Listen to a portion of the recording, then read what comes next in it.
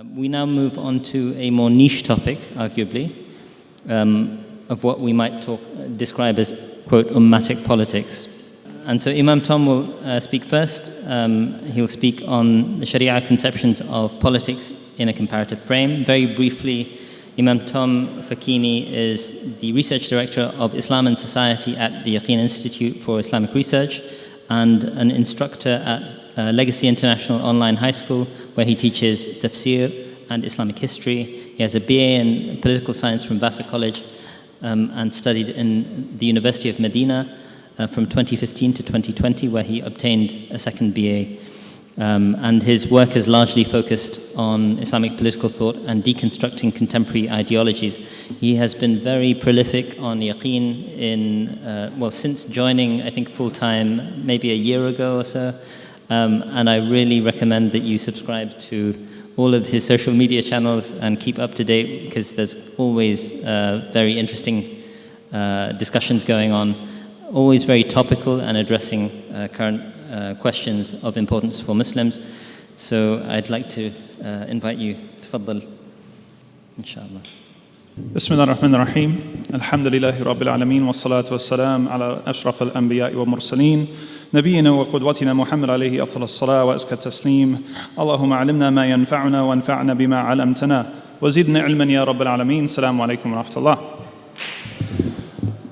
It's truly an honor and a privilege to be here in Malaysia for any excuse, and particularly to be here with Ummatics. Thank you very much to the Ummatics team for including me, people who I view as my elders, my mentors, people who are way smarter than I am. That I've already benefited so much tremendously just from this morning's sessions, and hope to further some of the ideas introduced therein. Thank you also to our hosts, our gracious hosts. This is a wonderful venue, and making this possible, it truly takes an enormous team of volunteers and well-wishers, and that's not lost on us. So thank you very much to everybody who made this a reality. And just as a brief sort of illustration of how wonderful Malaysian hospitality is, I've only been in the country, I think, 24 hours, and my fingers smell like sambal. That is all you need to know about the hospitality of the Malaysian people. It is truly, as Sheikh Omar Suleiman said earlier, a place that you feel is your second home. I feel like it's a second home to me, even though I've only been here twice. So very, very honored and happy to be here. You know, we were talking earlier about the Islamic calendar. Sheikh Suhail was talking about sort of the decision to make the Islamic calendar start with the Hijrah. And I thought that was an interesting entry point to start talking about what I came here to talk about, which is reclaiming the political tradition in Islam. Now, he also happened to mention something that I was going to mention, that we are currently in the month of Muharram. And Muharram, in addition to being the first month of the Islamic calendar, is also the month in which we have Ashurah, which, as we know, is a strongly recommended day of fasting. But after the death of the Prophet ﷺ, it also developed increased importance within Islamic history due to the brutal martyrdom of Hussein and his family at Karbala. Now, I bring this up because I find the phenomenon of Hussein's sort of rebellion against the sort of the Khilafah turning into sort of a hereditary monarchy as very interesting. Partly because of what actually happened, but even more perhaps about how it's remembered. Some of Dr. Uthman's slides demonstrated some of the common obstacles or the common reactions to Ummatic thinking or the Ummatic project, and often we find there are naysayers that are looking for reasons why it can't work, right? The impossibility or the infeasibility of any sort of Ummatic project.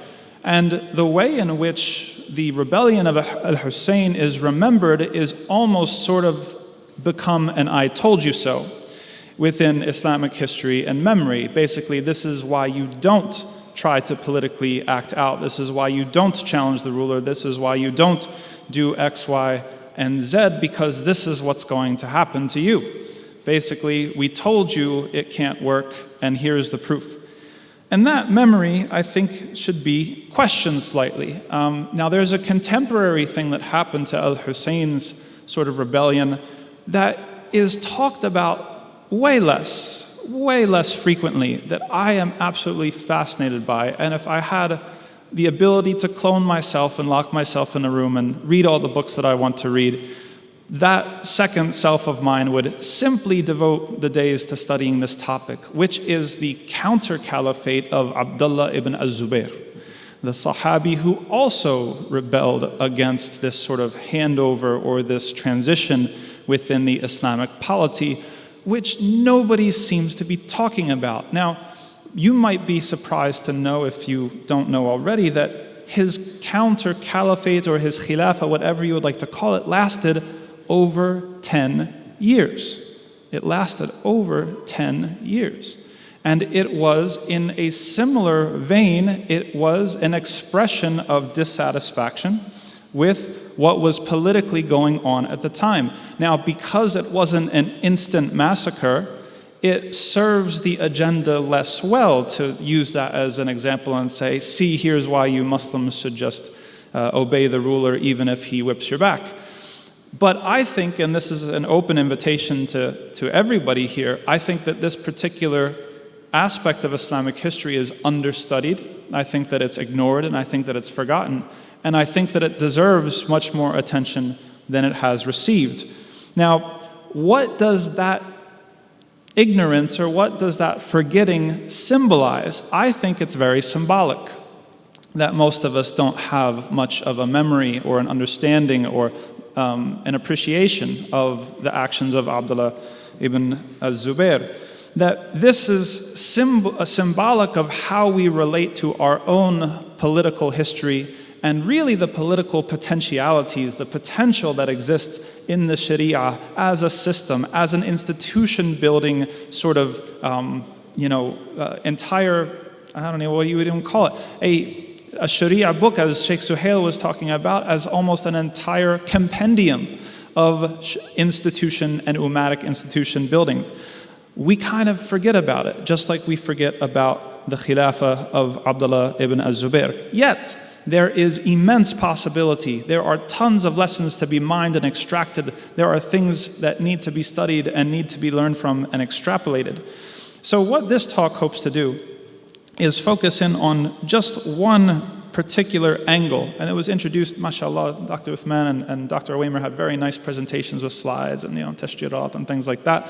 One of them was very interesting, which was talking about sort of institution building and discourse and, the third and the fourth and the fifth. I'm going to take this time to just focus in on discourse. Many of the other speakers will be talking about institution building. I have a lot of interesting ideas about that as well, but I'm here to talk about discourse. And why I'm here to talk about discourse is because of the main point of Dr. Uthman's talk, which I'm going to attempt to summarize in one sentence. The point of Dr. Uthman's talk, and if you came late and missed it, then you can thank me later. I will take kopi or tare or something like that as compensation. That people who naysay the khilafah or ummatic work underestimate the relationship between a government, how it structures your ability to be Islamic or religious or ummatic, and even obtain salvation. That if we naysay this type of work, we say that it's not a priority, we say that, well, some people can do it, it's not really our thing. We underestimate the way in which the government actually scaffolds, it actually facilitates, or in the case of contemporary times, obstructs your ability to think Islamically, to feel Islamically, to do the work that Allah subhanahu wa ta'ala wants you to do. There's a relationship. It flows both ways between you and the government, what it decides to put money to, what it decides to not put money to, what it decides to sort of look upon and honor in society, what it decides to denigrate and cheapen in society. This actually does shape how you feel about your faith. And I think living in Malaysia or the United States, I think that we can all think of plenty of examples that come to mind. So part of why governance is significant is that it allows or permits different types of discourses to permeate in the sphere, especially as to what you're taught in schools, and that will in turn affect how you view any sort of Islamic project. So I want to, again, focus even further on two such points of discourse that you and I are exposed to because we have a lack of Ummatic thinking, because the governments of today in general, and Malaysia again is an exception to this probably, that obstruct what we're trying to do here, that stand in the way as obstacles to Ummatic thinking, Ummatic feeling, and Ummatic action. And those two things I will summarize by saying, one is the theology of suffering. I'm coining terms here. The theology of suffering. And second is the theology of the state. I view these two accounts of Islam, or interpretations of Islam, that are discursive interventions that obstruct and prevent us from doing Ummatic work, very, very important to first understand, and second, to combat and to engage with our tradition in order to understand our way around it. So if we look to how these governing structures affect how we think about our own tradition, this has a very long history. It didn't start with the War on Terror. It didn't start with 9/11. You go back to the colonial regimes, and this is a very mainstay of their tool belt. This is one of the primary tools that they use, in addition to the extraction of resources and the violence done on bodies and the drawing of borders and all of these other things that are part of colonial domination. Intellectual domination is perhaps the most insidious, perhaps the most difficult to detect, and perhaps the worst for those exact reasons. And so it's not an accident that when the French came to Algeria, they were not content with merely killing bodies. They were not content with merely stealing resources. They were not content with merely sort of changing even the laws of the nation. They actually employed academics to write about Islam, and academics to convince the local Muslim population that something such as the waqf, the charitable endowment that you and I know from any book of fiqh, that this is essentially a religious innovation. This is a bid'ah. This was a propaganda campaign that French scholars committed against the people of Algeria. And this is not an isolated incident. This is a structural, fundamental practice of the colonial regimes across the Muslim world. If you want to go to Indonesia, you find that the Dutch did the same thing when it came to the codification of Islamic law, taking it out of the hands of the local jurists and putting it under the control of the new sort of state-salaried and state-controlled lawyers and technocrats. The education system as well. We want to go from Morocco, we can go to India, we can go to Sham, we can go to Southeast Asia. The playbook was the same.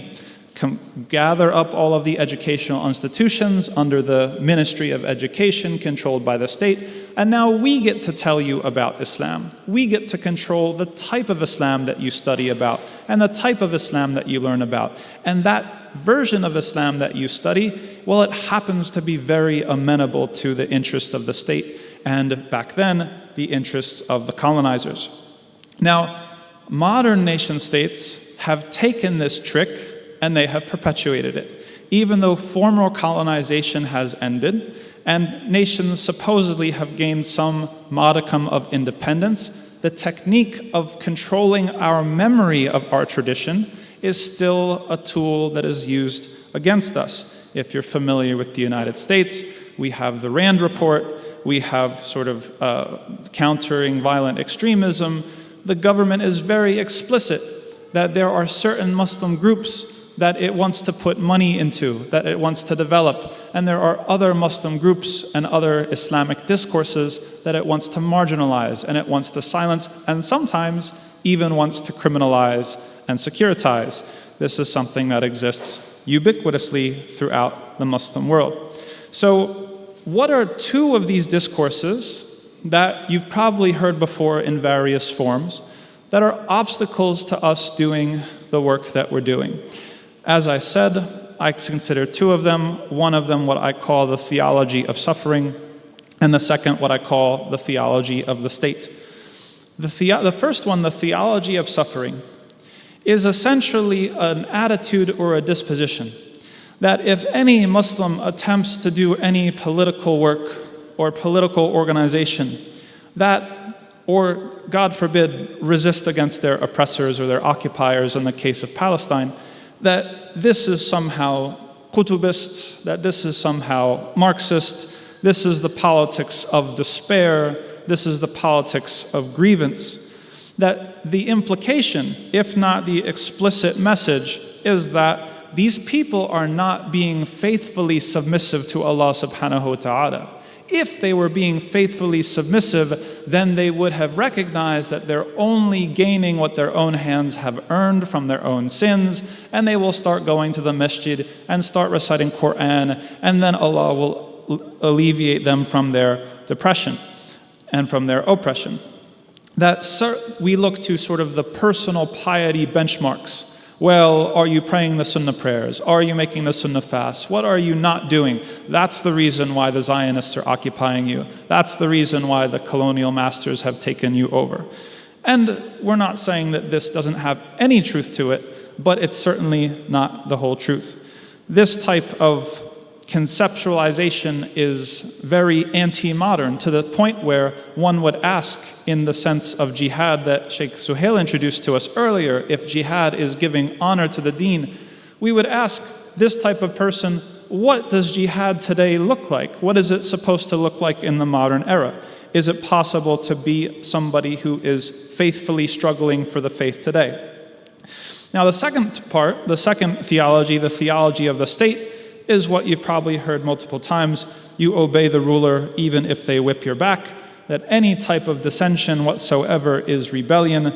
And I think the latest is that normalization with Israel is really economic conquest. I think that's the newest one being perpetuated. 4D chess, as we say in the online world, that somehow you poor masses might not understand it, but really the rulers have figured it all out. And I'm not supposed to, I'll let Sammy name all the names, but that really, your duty is just to keep to the masjid and pray your prayers, recite your Quran, and let the rulers worry about it. They've got it taken care of. They've got the whole thing planned out from start to finish. Now, some brief responses. I received the 5-minute card probably a few minutes ago, that obedience to the ruler obviously has conditions, and public criticism is permissible. If it weren't, then we have a very hard time reconciling the actions of the Salaf, including Al-Hussein and Abdullah ibn Az-Zubayr. That is mentioned in one of the articles by our own Dr. Owamer. I highly recommend that you read it. The second is that resisting tyranny does not negate faithful submission to Allah subhanahu wa ta'ala's decree. This is a complete red herring. There is no tension whatsoever between personal piety on one hand and faithful struggle on the other hand. This is, I find it, a very secular, the word used earlier was Protestant. I will say secularist. I believe that is a very secularist distinction to make. We have the example. There was a Sahabi who actually obtained the Jannah without having ever prayed a single prayer. His name was Amr ibn Thabit ibn Uqaysh.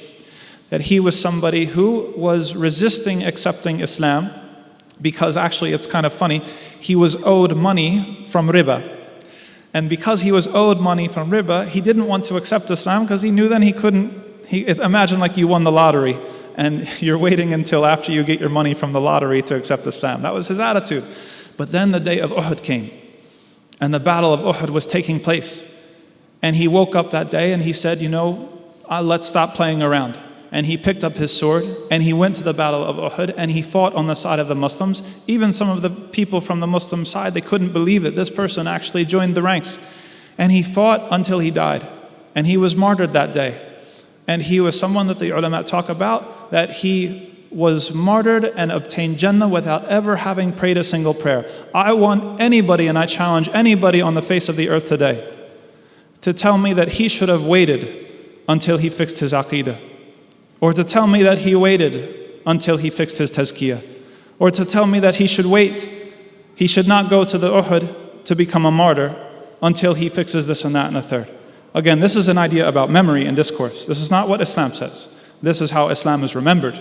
And so we have to pay very close attention as to how Islam is remembered and how it's being taught.